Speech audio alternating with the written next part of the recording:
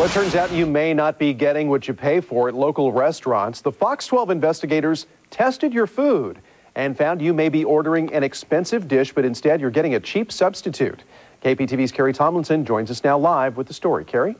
Well, a study tested fish sold in this country and found that more than a third of it is not what the company is actually claiming it to be. So we decided to test fish locally to see if you order something special, are you getting that?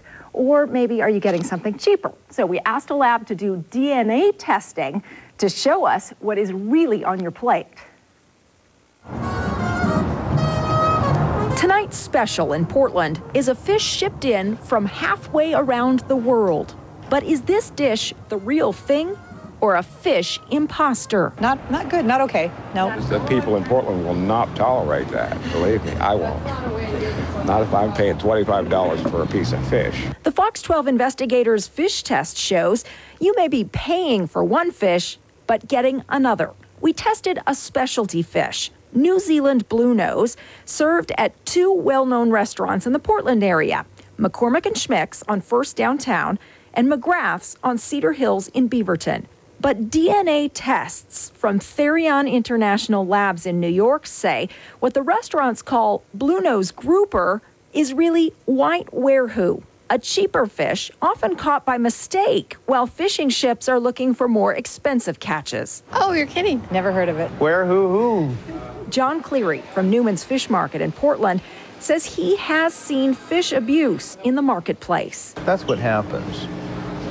That there's a huge profit incentive to use the lower cost fish trying to make extra money. But he says it takes away the chance for consumers to find out what great fish really tastes like.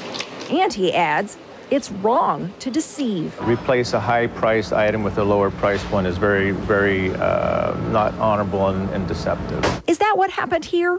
We checked in with the restaurants to find out. A fish that you guys served here, according to the testers, was not the fish that it was supposed to be. Oh, really? What fish was that? McGrath's manager, Lonnie Mandigo, says she knows nothing about it. But if it really did happen, she wants to fix it. I'm sorry, but we'll definitely try to take care of it and remedy the situation as best as we can. Hello. Hi. At McCormick and Schmicks, the chef refers us to someone else. All this stuff needs to go through our corporate office. The McCormick and Schmicks corporate office wrote in a statement, their vendor confirms the fish is bluenose grouper, and that McCormick and Schmicks considers their vendor to be one of the most reputable and knowledgeable in the industry. Hi. We checked in with the vendor as well, Pacific Seafood in Clackamas, who supplied the fish for both McCormick and Schmicks and McGrath's. Is this about bluenose?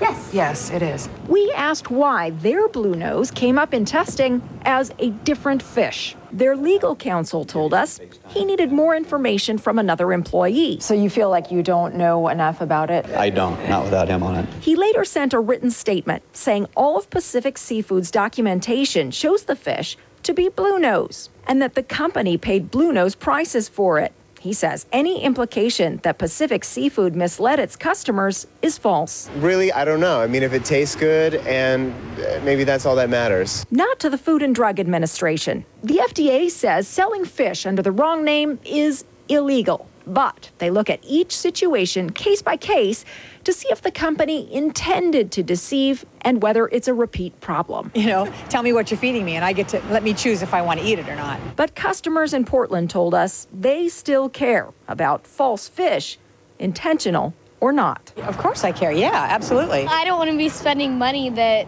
is not worth it, be paying for something that you're not getting the value out of it.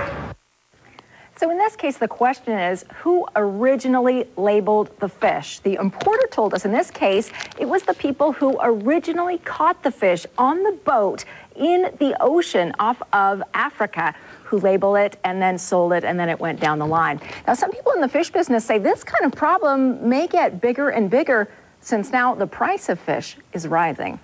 Reporting live, Carrie Tomlinson, the 10 o'clock news. And a reminder that if you have a story for the Fox 12 investigators, give